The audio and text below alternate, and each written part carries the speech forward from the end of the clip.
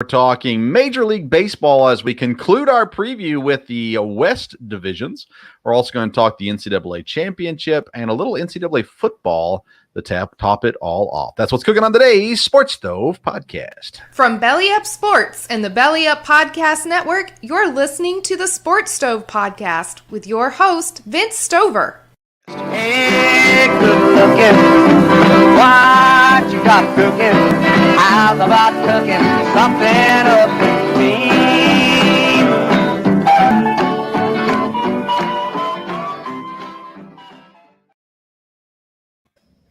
Welcome into an all-new edition of the Sports Stove podcast, presented by Shocked Energy. Go to shockedenergy.com. Use the code STOVE. You get 10% off your purchase of this low-carb, zero-sugar energy drink. So there you go, Shocked Energy. Thanks for partnering up with the Sports Stove podcast. I'm joined, as I am normally, I'm Vince Stover, by the way, joined by my dad, Dale Stover. Dad, how you doing? Doing good. Great to be here. I want to start off with the injuries in Major League Baseball before we get to the West divisions. We've already seen several pitchers, especially, kind of get pulled early for little just nagging things. Of course, DeGrom was a little bit more serious, but Max Scherzer got pulled from a game. We've seen a couple of pitchers injured here as we get very close to first pitch of the season this coming week.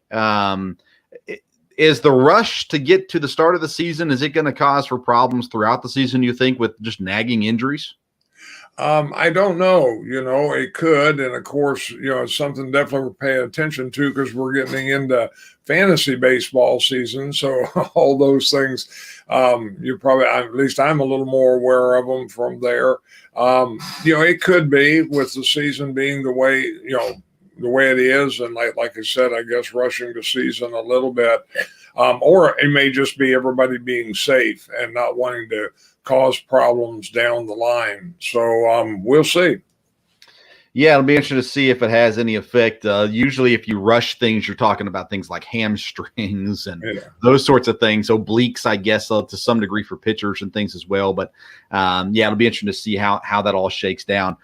So we've been through two divisions. We've talked about the AL and NL East and Central divisions. Today we conclude our Major League Baseball preview with our West divisions. Dad, we've got, of course, this episode airs on Monday. We're recording on Sunday. We've got a fantasy draft tonight. I've got another one Monday night, and then we've got another one next Saturday, even after the season starts, that you and I are in as well. So we're definitely in the thick of it. We've continued to see trades happening and stuff like that. We'll talk about some of that as we get down into some of these teams in the West. Actually, trades between two West teams happen on Sunday. So we'll discuss that as well. But I'm going to start off with the Houston Astros. Last year, they had 95 wins. Their lineup will look something like this. They said they don't want Altuve to lead off, but as it sits right now, Altuve at second base, left fielder Michael Brantley, third baseman Alex Bregman, designated hitter Jordan Alvarez, first baseman Yuli Gurriel, right fielder Kyle Tucker, center fielder Chaz McCormick, shortstop Jeremy Pena, and catcher Martin Maldonado. For pitchers, Justin Verlander, Framber Valdez, Luis Garcia, Jose Urquidy, Christian Javier, and then the closer Ryan Presley. What's your thoughts on Houston as they had a really good season last year? They did, and I would expect them to have a good year. It doesn't look like there was a lot of turnover there. They have a lot of good players coming back. I think, last year, of course, there was, everybody wanted to see how everybody was going to react, and it seemed like they did well. So I would expect for Houston to be a very tough team over there in the West. Houston got their bats back last year. Right? The year after the cheating stuff came out, there were no fans, but, Altuve didn't have a good year. Correa didn't have a great year, all that kind of stuff. And they kind of turned it around last year, got back going. The fans, even the booing and the trash cans and all the other stuff, really didn't seem to affect them. If anything, maybe it even motivated them some last year. But they've lost guys this year. Losing Correa, for instance, it's a pretty big deal, I think, when it comes to the Astros in real life baseball.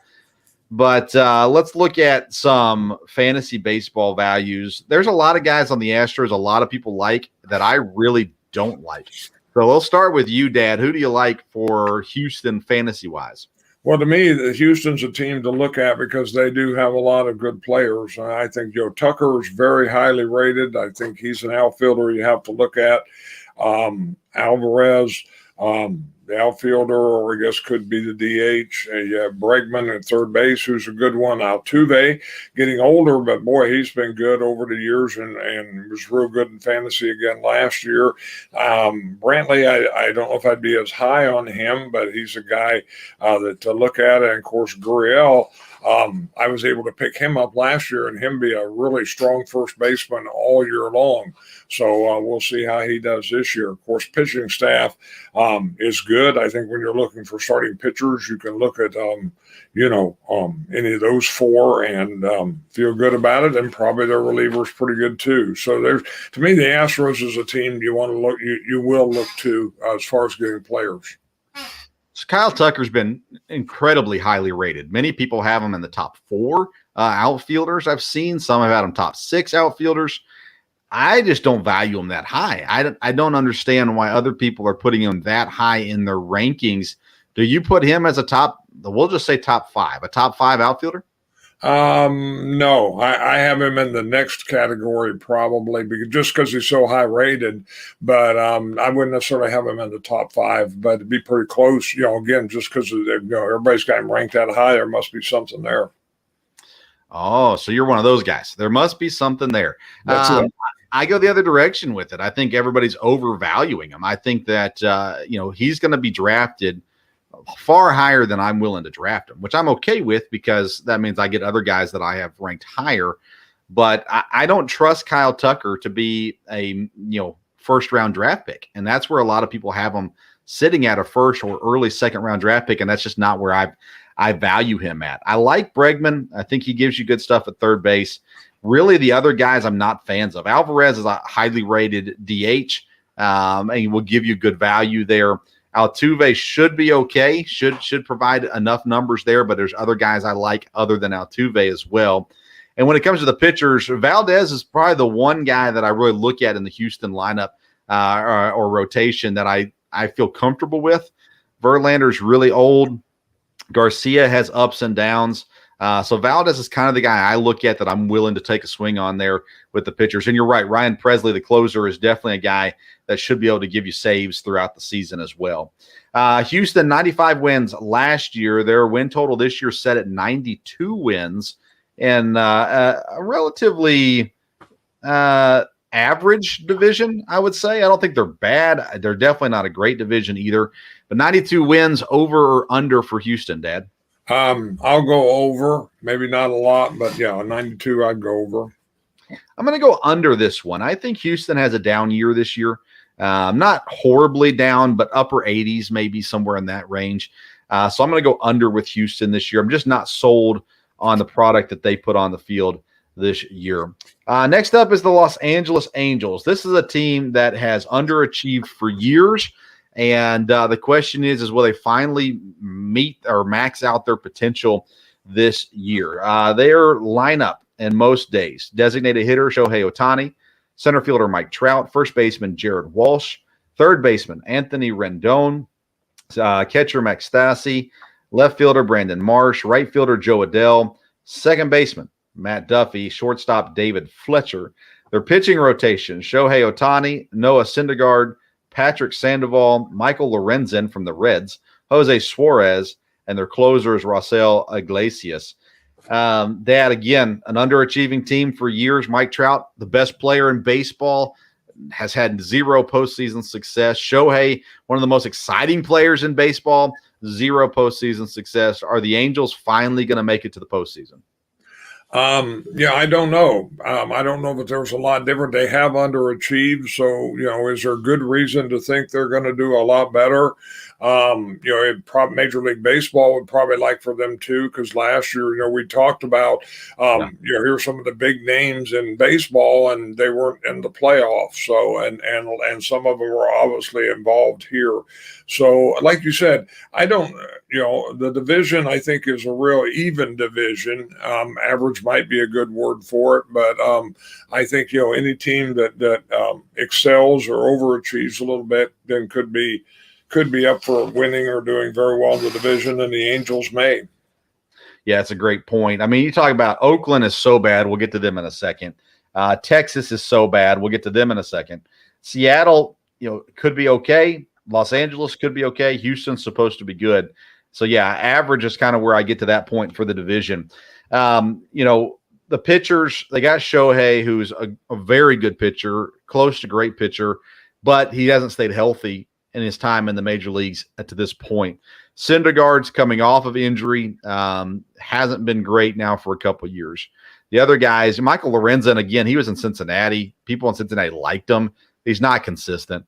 Then Patrick Sandoval, Jose Suarez, maybe they got some other guys that'll come up and pitch. I think they have some injured guys as well. But Rafael Iglesias had his time as one of the greatest closers, but it was a very short time and hasn't amounted to much.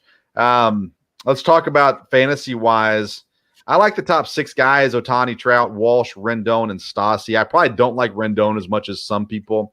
Max Stassi, the catcher, I really think he's going to have a good fantasy year this year. Look for him to do so. And then Trout and Ohtani, I think, speak for themselves. But, Dad, Jared Walsh is a guy I absolutely love as a fantasy first baseman. What are your thoughts on the offensive side of the things for fantasy value? Well, again, you got the names, like you said, with Ohtani and Trout. Walsh was a guy that I was lucky enough to get last year, and he was good all year. I've been kind of surprised seeing the rankings. He's not ranked as high as I thought he might be, but again, he was a good player. He had multiple positions last year. I don't think he's listed that way yet this year, so I don't know if that'll be the case or not, because that was one thing that was a real value with him, playing in 2 different positions. Rendon, I had him as my third baseman for many years. He had the injury last year, and I was able to get a better third baseman, so I let him go. I don't know if he'll get back to the elite status, but he's a good third baseman. If you need one, you get to the middle of the draft and don't have one there, so I think that helps. And like I said, the reliever may be the best guy over on that side with the pitchers. Yeah, you said it about Jared Walsh. He did lose his outfield eligibility, at least in ESPN leagues. And so he's just a first baseman, and he is ranked really low, which makes me happy because I'm happy to take him. And the value-wise, he's behind DJ LeMahieu, who may not be a regular player in New York. We'll get to see on that one. He's behind guys like Josh Bell, which surprises me, behind Joey Votto. That surprises me. Behind CJ Crone, that surprises me. So there is a lot of value in Jared Walsh, and it just depends on how other people in your league value him as far as when you can get him. But I'm a huge Jared Walsh fan there at first base. Mike Trout, Dad, he is not being taken early. He is dropping down to 5th, 6th in a lot of drafts. Health is the issue. It's the issue with the Angels because Shohei Ohtani, that's the deal with him too. It's all about health. And so I think when you look at the Angels, you're taking a risk with any of these guys. We've got our fantasy draft on Sunday night, so it's already done by now. I am assuming that Shohei goes first just because Kevin Wilson from Belly Up Fantasy is drafting first, and he values the pitching and the hitting from Ohtani. So I think he's going to go Ohtani first, but I don't know that I would take Ohtani first, Dad, and part of the reason why is health. Health would be my concern. How comfortable are you that Ohtani is going to give you a good portion of the season? I mean, again, when you got somebody that has trouble with injuries, you can't be real sure of that. He has such great talent; it's hard to pass him up. If I had the first pick, which I do not, I don't know that I would take him, but I don't think you can let him go. Out of the first round, there's just too much potential there. Yeah, no, he's definitely not making it out of the first round of any. I don't think of any drafts. Yeah, it's an interesting spot. I'm kind of cheering for the Angels. I like some of what they have. Last year they won 77 games. The win total this year is at 84 for Los Angeles. Dad, the Los Angeles Angels of Anaheim, or whatever they're called now, 84 wins, over or under? I'll go under. probably just a little bit, but under a little bit. Yeah, this might be the hardest one when it comes to win totals. I think mid-80s makes a lot of sense for them. Health is definitely an issue. Don't love their pitching staff, so I'm going to go under as well. But my thought is they'll be in that 80 to 85 range, somewhere in there. Let's go to Oakland, and Oakland just made a trade, Dad, today. They sent Sean Manaea to San Diego, their starting pitcher. They continue to unload all of their talent, sending it elsewhere. Their lineup is second baseman Tony Kemp, shortstop Elvis Andrus, catcher Sean Murphy, left fielder Seth Brown, right fielder Stephen Piscotty, DH is Eric Thames, third baseman Kevin Smith, first baseman Billy McKinney, and center fielder Christian Posh. I don't know who their fifth pitcher is now. It was Sean Manaea starting, Frankie Montas, Cole Irvin, Dalton Jeffries, Brent Honeywell Jr. The closer is Lou Trevino. I'll work to find out who their other pitcher is, Dad, but what are your thoughts on the A's? I mean, again, they've kind of cleared everything out, a little surprising because it looked like they were a team that was going to challenge. And obviously, they're in a rebuilding mode. So hard to tell what'll happen. Yeah, I mean, they just, if you could play, they got rid of you. It's basically how it looks. They are officially in full tank mode in Oakland. It looks like Adam O'Leary is going to be the fifth pitcher. They traded for him back in March from the Mets, originally drafted by the Pittsburgh Pirates. Yikes. What a bad team Oakland is.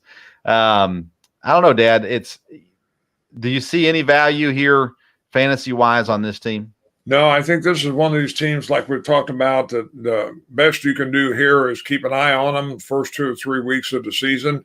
Somebody's going to be able to play, and I'm sure there'll be one or two players that you'll pick up as you need to fill in spots on your team, but I don't see picking anybody at the draft. Yeah, Tony Kemp, he's going to play leadoff, so there's going to be some value there. He's going to get steals and things like that. Sean Murphy, again, when you're looking at catchers, for me, a big thing is plate appearances. If they're going to have a lot of plate appearances, then I'm willing to draft them. Sean Murphy's batting third in the lineup as it currently sits, which means he's going to get a lot of plate appearances. He's a good batter as well for a catcher. So there's value in Sean Murphy as well. When it came to pitching, even before the trade, the only guy I really had my eye on is Frankie Montas, and I'm not excited about him. But if I was going to pick a pitcher, that's who I would have picked. And now, though, are they going to have enough run support? Is he going to win games? That's the big question mark there. But Frankie Montas becomes the best pitcher in the rotation, at least as it sits currently. Maybe one of these young guys surprises. Other than that, not a fan of what Oakland has done this offseason. And really, outside of the Reds, they have the biggest differential this year from last year. They won 86 games last year. Their win total, it was at 72.5. It might have changed since the trade. But we'll take 72.5 over or under Oakland A's. At this stage, I'll go under that. Yeah, getting 70 wins would be a surprise, I think, for Oakland this year. Unless, again, they just massively overachieve. Let's move on to the Seattle Mariners, an intriguing team. They won 90 games last year, just missed the playoffs. Shortstop J.P. Crawford, right fielder Mitch Haniger, left fielder Jesse Winker, first baseman Ty France, center fielder Jared Kalenic, third baseman Eugenio Suarez, DH Abraham Toro, second baseman Adam Frazier, and catcher Tom Murphy. Their pitching rotation: Robbie Ray, Marco Gonzalez, Chris Flexen, Logan Gilbert, and Matt Brash. The closer is Drew Steckenrider. Dad, this is a team that, they were so close last year. Do you think that they've done enough to go with a step above this year? Well, I think they've obviously tried to help with some of the, pickups that they have made, and getting Winker, definitely I think will be a help. So I would think they could, stay up there where they were at, and maybe, go up just a little bit. I think Seattle would be a team that you could have a little bit of optimism going into the season. A little bit of optimism going into the season. Yeah, they made the trade to bring in Suarez and Winker from Cincinnati. They also brought in Adam Frazier, who had a great start to his year last year in Pittsburgh. Then he got traded to San Diego and did nothing. So will he bounce back and have a decent showing here in this start of the season for Seattle? When we look at this lineup, Dad, J.P. Crawford at one time was thought to be this great prospect and it was going to be great for the Phillies. Never turned out really there. He's had ups in the season. He's had some highs, but then there's nothing consistent with him to this point. And he's supposed to be batting leadoff. Mitch Haniger, a lot of people like him. Winker, a lot of people are huge on him. I, again, undervalue Winker just because I think everybody is going to go big on what he did last year in Cincinnati. I don't think he's going to be able to maintain that. So I drop him a little bit there. And then one of the big question mark is Jared Kelenic. He was supposed to be great also and really just didn't do anything once he came up there as well. Let's talk fantasy value with this team. Who do you like? Well, again, Haniger's a guy I have always liked, and I've had him most years, and he has been, really productive. So I would think he could be again. He's a guy you can usually get middle or near the end of the draft, and like I said, he's been, or even pick him up after somebody drops him. I've gotten him a couple times that way, I think, and he's been good. Winker, you don't know. France has multi-position availability, which can be a real help there. He's a guy that probably to look at because he is a solid starter. Suarez, I don't know. They expected great things for him in Cincinnati. I don't know if he was quite there, but is he a guy that's got potential that, late on is, worth taking a shot at? I don't know from there. Ray is obviously listed as one of the top pitchers, so we'll probably go pretty high there as people are looking at pitchers. Well, what do you think about the others? What do you think about Robbie Ray? Again, pretty much, I don't know as much about him as just looking at the rankings. So I've got him, up in probably the second echelon. I'm not big on old pitchers or older pitchers. Robbie Ray, I'm looking right now to see. He's 30, so he's not crazy old. He always looks really old, which maybe turns me off a little bit from him. But he has had some good years here recently. Again, I think many people value Robbie Ray higher than I do, and I'm happy to let him go. If he's there at the right spot, I think he's a good pick. I just think some people are going to take him too high. Ty France, you said it, multi-positions, first base, second base, and DH. It's a huge value, especially now that the DH is universal. Most leagues have a DH in them. Now Ty France, that's a great pickup right there. Super valuable guy because he can play corner, out infield, center, middle infield, or DH for you as well.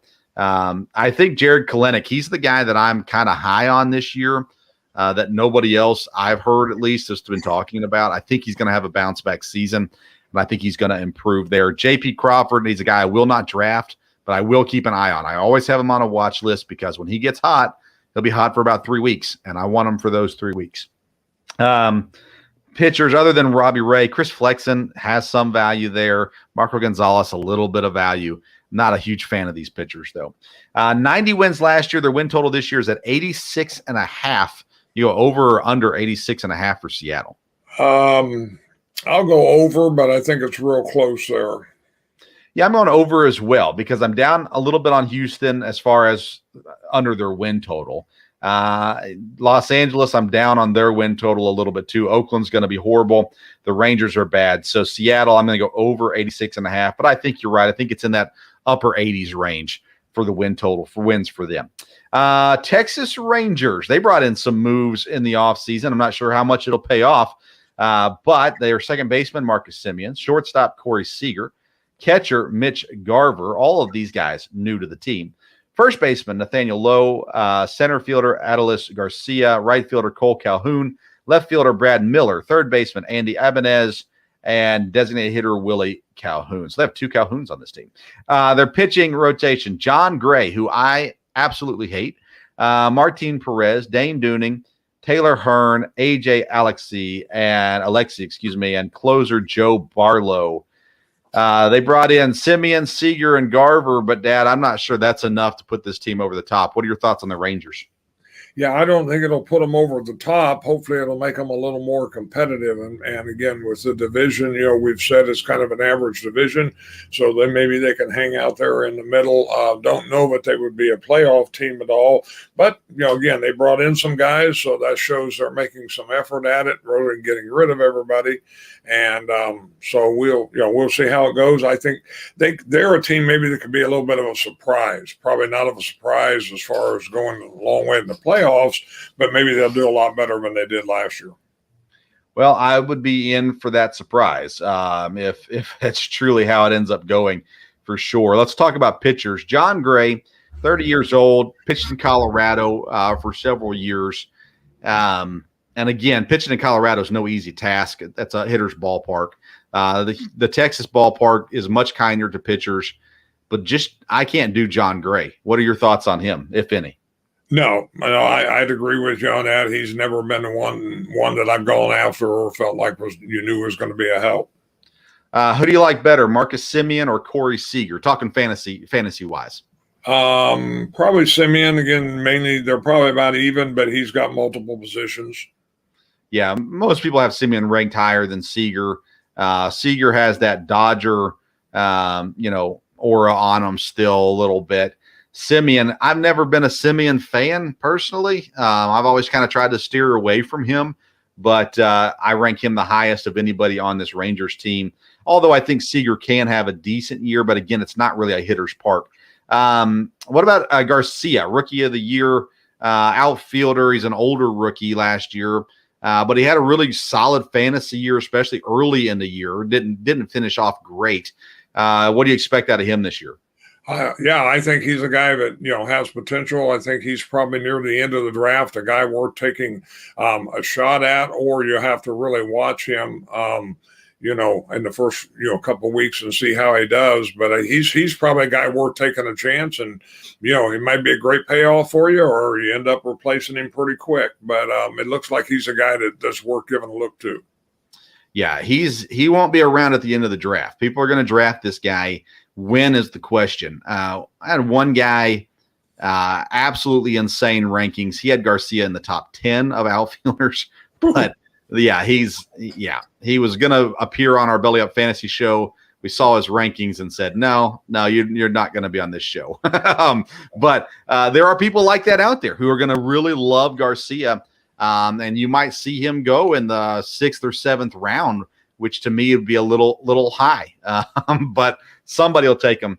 That is for sure. Anybody else on this team that you look at fantasy-wise that you like? No, I think that's the only guys to look at as far as drafting is concerned. And then we'll just see if the team does make a good move. There'll probably another player or two that's worth using for a few weeks. Yeah, and again, I've got Garver in my catcher rankings because, again, he's batting third. He's going to get a lot of plate appearances, and at catcher, that's, in my opinion, one of the most valuable things you can get from a catcher is plate appearances, and he's going to get a bunch of them. Last year, the Rangers won 60 games. Their win total this year, 73, with the additions of Semien, Seager, and Garver, and John Gray. 73 wins, Texas Rangers, over or under? I'll go under on them. I hope they do well, but I think that's kind of a little bit of a high number. Oh, this is a hard one for me. Nathaniel Lowe is decent at first base. Garcia, maybe he has a decent year. Calhoun, Semien, Seager. I hate the pitching in Texas. I'm going to go under 73, but I would not be surprised if they're in the upper 70s by the end of the season just because of some of the talent they have. Maybe some of these other pitchers will step up and pitch well as well. All right, Dad. In AL West, who is your pick for the West? It's the Astros, Angels, A's, Mariners, Rangers. I have to go with Houston. I'm going to go with the Mariners. I think they might pull it off this year. I'm just not confident in Houston this year. So I'm going to go Mariners. You go Houston. Let's go to the NL West and start in Arizona with the D-backs. 52 wins last year. Not a great season for the old Arizona Diamondbacks. Their batting order, third base, Josh Rojas. Second base, Ketel Marte. Center fielder, Dalton Varsho. I'm sure we'll talk about him as he has eligibility as a catcher as well. First baseman, Christian Walker. Left fielder, David Peralta. Catcher, Carson Kelly. DH, Seth Beer. Right fielder, Pavin Smith. And shortstop, Nick Ahmed. Their pitching rotation: Madison Bumgarner, Zach Gallen, Merrill Kelly, Luke Weaver, Zach Davies. Closer: Mark Melancon. What do you think about the Diamondbacks, Dad? I mean, hopefully they'll be better than they were last year. But I don't know. I don't think, again, they're in a division, it's kind of a tough division. So I think they'll struggle. But hopefully, again, big fan base out there. That's one of the stadiums I've had a chance to go to several games to over the years. And that's, I'd like to see them do better for sure. Yeah, this is a three-man division, right? I mean, Dodgers, Padres, Giants. That's kind of where that sits right now. Did you ever get a chance to speak to the Diamondbacks? No, Okay. I never did. But like I said, I got to go to several games out there in the stadium. So let's start with pitchers on this one. Madison Bumgarner. He used to pitch for your Giants. Zach Gallen has injury issues. I'm actually a huge Zach Davies fan, but he's late in the rotation. I mean, can they get anything out of these guys? Is Madison Bumgarner, Zach Gallen going to be able to last the season? I mean, it looks like they're, could be in tough shape for that. But again, one of those, there are guys that have had good years and have potential. Fantasy-wise, I'm a huge Ketel Marte fan. I've never had him on my team. He always gets drafted before I can draft him. No one will trade him to me. I've wanted him on my team. He has positional eligibility with second base and outfield. I'm a huge Ketel Marte fan, but outside of him, Josh Rojas has some value there as well. Those are kind of probably the two guys I'm really looking at with Arizona, but a lot of people that are big on Dalton Varsho because he has catcher eligibility. What do you think about him? Again, he's a guy that, I noticed was ranked. And I think, again, he's a guy you look at late when anybody that has multiple eligibility, when you feel kind of comfortable with your positions, and that's a guy you want to add. Yeah, and I mean, catcher, there's maybe four that you are kind of must-have catchers, and then after that, it's all about just who you can value pick. And Varsho, because he plays pretty much every single day, and he's going to play outfield, I don't know that he'll catch it all this year, but he still has the eligibility. And I believe in ESPN, if you start the season eligible, you finish the season eligible. So even if he doesn't play one time behind the plate, Varsho's going to get a lot of bats, and giving you that guy at catcher. I know a lot of people are valuing him very high because of that, and really planning on playing him in the catcher spot, not even planning on playing him in the outfield spot. I just don't know if he's good enough. I don't know if he's a guy that I'm going to reach for. I don't know. Catcher is one of those positions you have to have a draft philosophy on, and mine is, I'm okay with two catchers that are okay, average. We talked about that a little bit with the Brewers. They've got Omar Narvaez. I'll pick him and their backup catcher and just play them. But if I get one of the top guys, I'm happy to do that too. Varsho, for me, I think is overvalued, but we'll see. They had 52 wins last year, Dad. They are win total right now at 66 wins. A lot of that depends on health of their pitchers. What's your thoughts over under 66 for the Diamondbacks? 66. I'll go up. I don't think it'll be much over that, but I'll go plus. All right. Well, I'm going to go under. That's a pretty big jump with winning 52 last year to 66 this year and not really adding a whole lot. So I'm going to say under. Again, a lot of that falls on the injury issues they've had with Zach Gallen and Madison Bumgarner. The Colorado Rockies, boy, what an interesting team they are. DH, Charlie Blackmon. Left fielder, Chris Bryant. Third baseman, Ryan McMahon. First baseman, C.J. Cron. Second baseman, Brendan Rodgers. Right fielder, Randall Gierchuk. Center fielder, Sam Hilliard. Shortstop, Jose Iglesias. Catcher, Elias Diaz. Their pitchers, German Marquez, Kyle Freeland, Antonio Senzatella, Austin Gomber, Chad Kuhl. Closer, Alex Colomb. Dad, I don't think the Rockies can contend in this division. What are your thoughts? Yeah, they're going to have a tough time. Again, we'll talk about fantasy in a minute. And, boy, there's some good fantasy names jump out to you there. And part of it's because the ballpark they play in. But, again, I don't think the Rockies are going to compete against top three teams real well. So here's my philosophy on the Rockies. So we'll talk fantasy baseball. Don't have a Rockies pitcher because when they're pitching at home, it's a nightmare. Then as far as the Rockies go, they are the team I look at when I need to pick someone up because of injury. I go to the Rockies roster. I see who's been hitting well. I see if they're playing at home. If they are, I pick up a guy. CJ Cron is a perfect example of that. I will not draft CJ Cron. As a matter of fact, I will only draft one Colorado Rocky, and that's Chris Bryant. And I will overvalue Chris Bryant all day, every day. But CJ Cron's a guy that in our league, in our 8-man league, Dad, he's available most years. And so I just kind of wait around. And when I get a first baseman injured or going through a slump, I go look and see what CJ Cron's doing, see if he's got home games, and I'll pick him up if he is, and I'll drop him as soon as he's away from home. But Chris Bryant, Dad, I am crazy high on Chris Bryant. You throw him in that stadium, multi-position eligibility, I'm all in the Chris Bryant train this year. What are your thoughts fantasy-wise with Colorado? Yeah, I think Bryant is a high value, no doubt about that. Interesting guys I've read a little bit might be Blackman. Over the years, there were times when it looked like he was somebody you wanted to have, and he's underachieved. From what I understand, he may at least start the season as a leadoff guy, and he may be one of those guys that keep an eye on. That could have a better year and be a help, and really that's true of my man. Gruchuk, all those guys. You're probably right. It's best to look at them and pick them up if they do good. But again, it may be, to me, sometimes you can draft a guy and, you're not going to keep him more than a week or so because it just doesn't kind of work out. But you want to draft him because if he does turn out, you want him and not have to fight on the waiver wire. And they've probably got a couple guys like that. Yeah, Blackman, he was so bad last year, I don't see him being motivated this year either because the team's bad.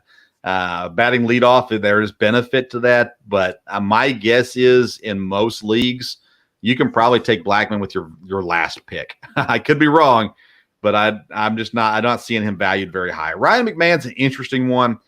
I should be careful with what I say because maybe I would draft Ryan McMahon in the right situation. I believe he has multiple eligibility as well. I think he's got middle infield at second base also. But I don't know. Chris Bryant, though, I'm all in. As soon as Bryant signed with the Rockies, I was moving him up my board, popping him up there. That's like he's a top 6 outfielder in my opinion. He's a top. I think I'm trying to think through my third base rankings, but I think he'd be in the top 6 there too. So I'm pretty high on Chris Bryant for fantasy reasons. The Rockies won 74 games this year. Their win total this year 71.5. Are you over under 71.5 for Colorado? Yeah, I'll go over that at 71.5. Whew, man, I just don't know, Dad. Oh my goodness. Pitching staff's not great. Tough division. I'm going to say under that. I think the Rockies are bad again this year. Pretty bad as well. Dodgers. What a lineup, Dad. You want to talk about fantasy value? Here's a lineup for you. Mookie Betts, right field.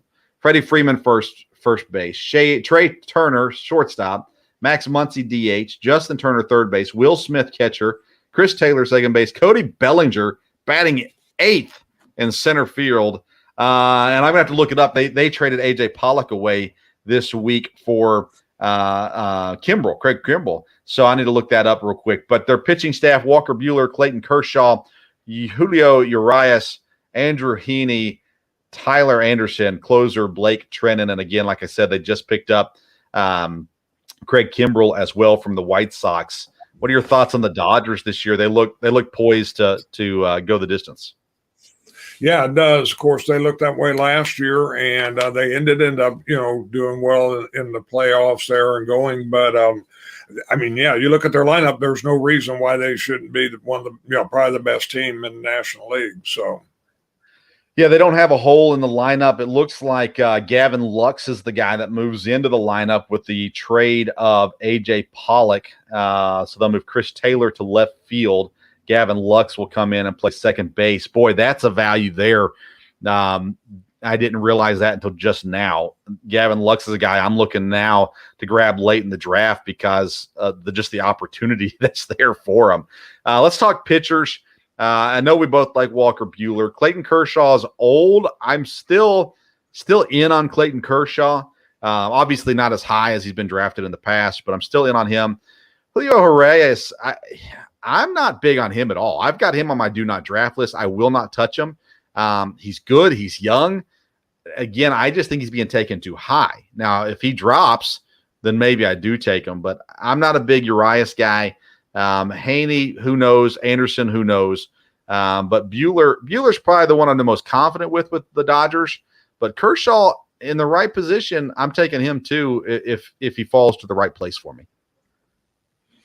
Yeah, I mean, again, they've got good pitchers, and when you talk about as good a team as they have, then the pitchers have a good chance to be good. So I think Urias, you're not taking too much of a chance with him because of the team he's on, and you look at his potential value. Trey Turner, Mookie Betts, both going in the first round of drafts right now.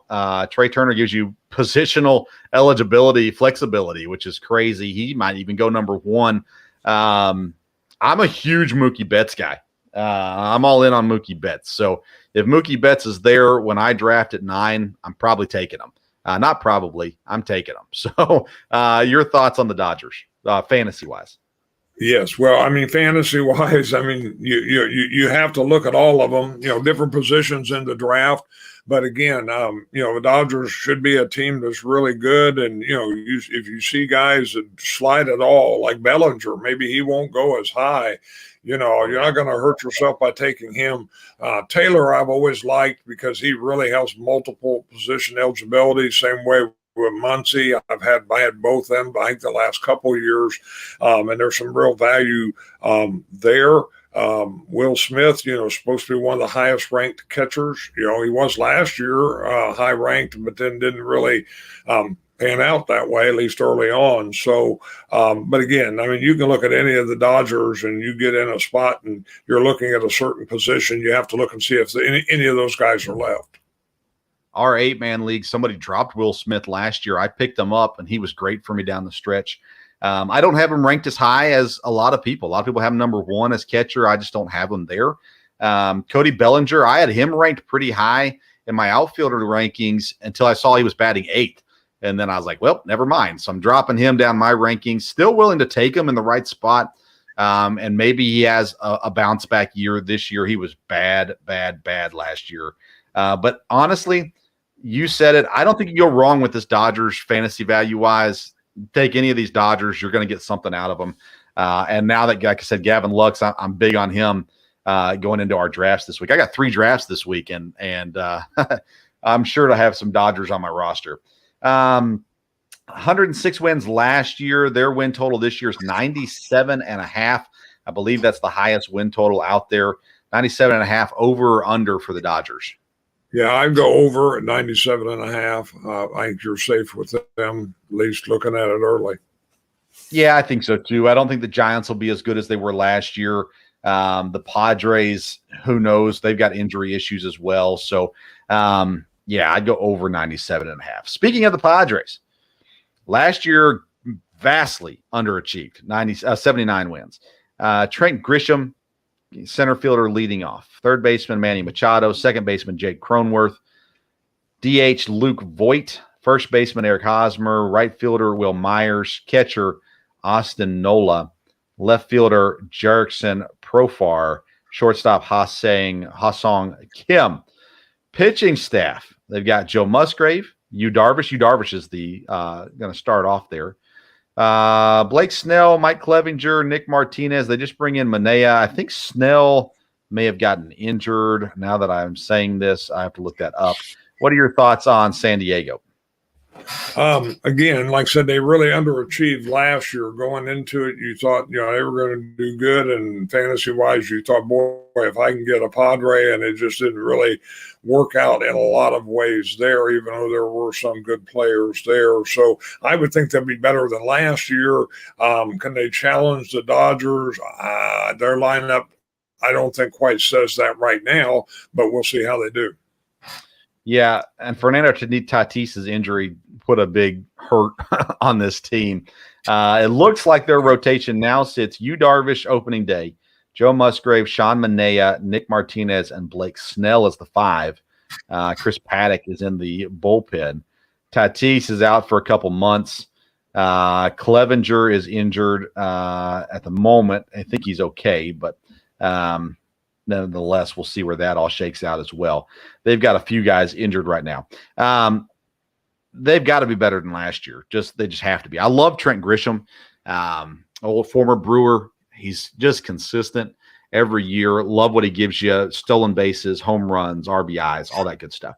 Luke Voigt, DH position. I like what he can do as well. He didn't get used enough in New York, so I like what they have with him there as well.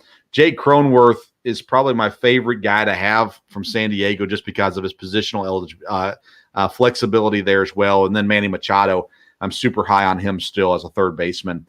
Fantasy wise, Yu Darvish, I'm not drafting him. Joe Musgrave, not a fan of his either. Blake Snell is in the back part of the rotation, so I'm not sure that I want to go anywhere. I don't love these pitchers for San Diego. What are your thoughts? Yeah, again, I think if San Diego is going to be a good team and going to be improved, then I think that it'd be worth taking one of the pitchers. If he was one of your 5 or 6 starters, it'd be to me it'd be good to take a chance early on, probably with Musgrove or someone, and just see how they do. Yeah, Joe Musgrave's probably the one guy I'm looking at this point. And then hitting wise, Cronenworth, Machado, Grisham, Voigt. You like any of those guys? Yeah, I mean, Machado, you definitely like. Grisham. He's a guy I've always been interested in having. Cronenworth, and so yeah, I think any of those are worth drafting. If you get them in the right spot, like you said. 79 wins last year. Their win total is 86.5. Over or under 86.5 for San Diego.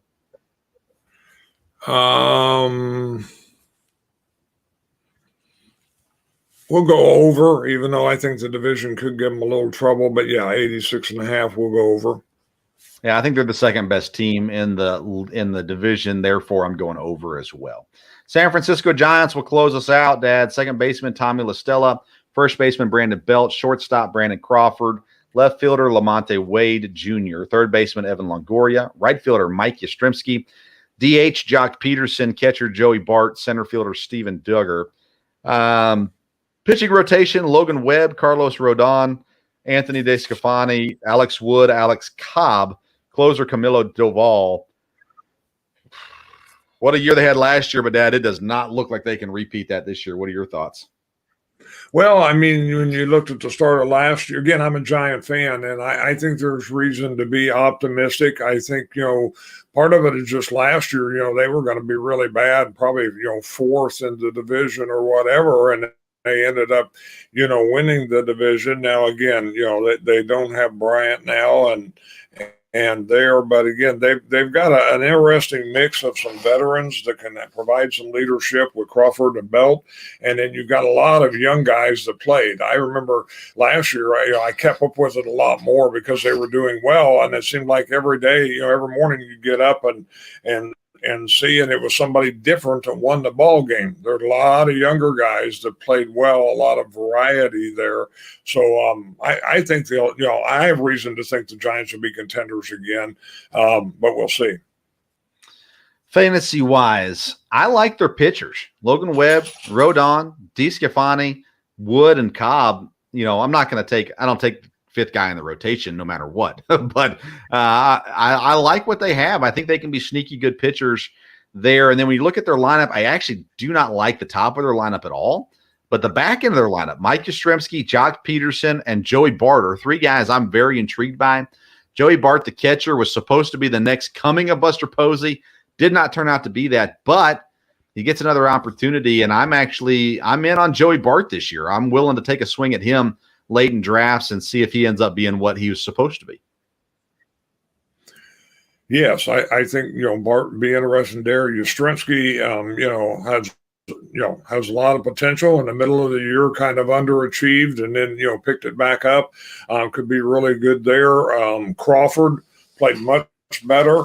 And I've seen some people have him ranked fairly high. You know, he's an older player, but again, had a really good year. And as far as one guy who he's not a starter, but he has great availability of positions and plays a lot, is Wilmer Flores. And he's a guy to look at later on as far as a guy with a lot of availability at different positions. Yeah. Brandon Crawford, boy, I don't draft Brandon Crawford. I don't want him on my team. And I know that's bad because he does some good things. It looks like changes have been made since I put that lineup together, Dad. So the current lineup appears to be Mike Yastrzemski, Tommy LaStella, Brandon Crawford, Brandon Belt, Darren Ruff at DH, Jock Peterson, Wilmer Flores at third, Steven Duger at center field, Joey Bart at catcher. So Flores has been moved into the starting lineup, so far. That's intriguing for sure. Mauricio Dubon, by the way, he comes off the bench for San Francisco. If he ever gets an opportunity to play every day, he's a guy worth watching for later in the year, but will not start the season out there. So there you go. You called the Wilmer Flores thing, and we're all over that one. All right. 107 wins last year. Pretty big drop off this year. Win total is 85.5 for the Giants. Over under 85.5.